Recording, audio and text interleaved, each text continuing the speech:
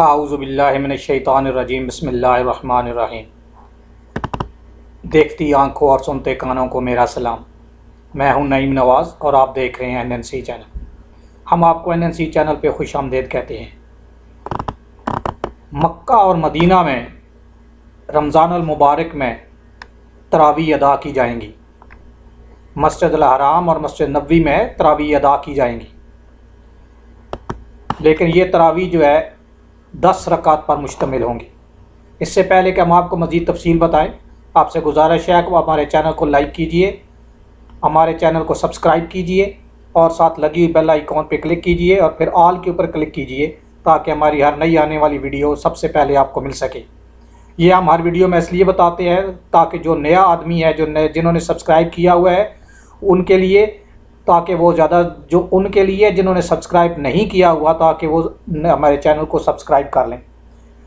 اس کے علاوہ آپ سے گزارش ہے کہ وہ ویڈیو کو لائک بھی کیا کیجیے اور اپنے تمام دوست و احباب کے ساتھ شیئر بھی کیا کیجیے تاکہ اس کی معلومات زیادہ سے زیادہ لوگوں تک پہنچ سکے۔ مسجد الحرام میں اور مسجد نبوی انتظامیہ کے سربراہ اعلیٰ شیخ ڈاکٹر عبدالرحمن السدیس نے کہا ہے کہ مسجد الحرام اور مسجد نبوی میں تراویح 10 رکعت پر مشتمل ہوگی۔ مسجد الحرام اور مسجد نبوی انتظامیہ کے سربراہ اعلیٰ شیخ ڈاکٹر عبدالرحمن السدیس نے کہا ہے کہ مسجد الحرام اور مسجد نبوی میں تراویح 10 رکعت پر مشتمل ہوگی۔ ویب نیوز سبق نے ڈاکٹر عبدالرحمن السدیس کے حوالے سے بتایا ہے کہ دونوں مساجد میں نمازیوں پر پابندی جوں کی توں برقرار رہے گی۔ ایک بار پھر سن لیجئے کہ ویب نیوز سبق نے ڈاکٹر عبدالرحمن السدیس کے حوالے سے بتایا ہے کہ دونوں مساجد میں نمازیوں پر پابندی جوں کی توں برقرار رہے گی۔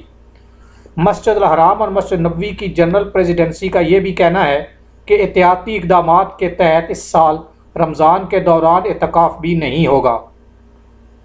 مسجد الحرام اور مسجد نبوی کی جنرل پریزیڈنسی کا یہ بھی کہنا ہے کہ احتیاطی اقدامات کے تحت اس سال رمضان کے دوران اعتکاف بھی نہیں ہوگا۔ قبل ازیں الحرام اور مسجد نبوی انتظامیہ کے سربراہ اعلیٰ ڈاکٹر عبدالرحمن السدیس نے رمضان المبارک سے متعلق 10 نکاتی منصوبے کا اعلان بھی کیا تھا۔ سعودی خبر رساں ادارے SPA کے مطابق ڈاکٹر السدیس نے مکہ مکرمہ گورنریٹس کے تعاون سے دونوں مقدس شہروں میں رمضان افطار راشن کی تقسیم کا افتتاح بھی کیا۔ یہ اس سال افطار دسترخوان کا متبادل ہوگا۔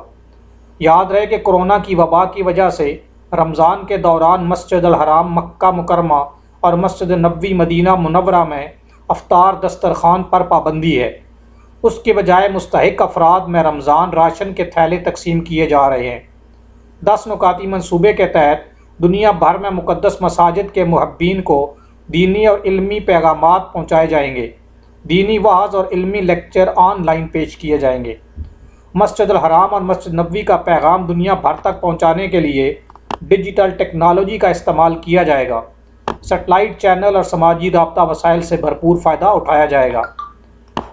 تو یہ تھی تازہ ترین کہ مسجد نبوی اور مسجد الحرام مکہ مکرمہ میں تراویح ادا کی جائیں گی اور یہ تراویح 10 رکعت پر مشتمل ہوں گی اور پابندی نمازیوں پہ جوں کی توں رہے گی اور اس کے تمام انتظامات آن لائن ڈیجیٹل ٹیکنالوجی استعمال کی جائے گی اور اس کے ذریعے سے تمام دنیا تک پہنچایا جائے گی۔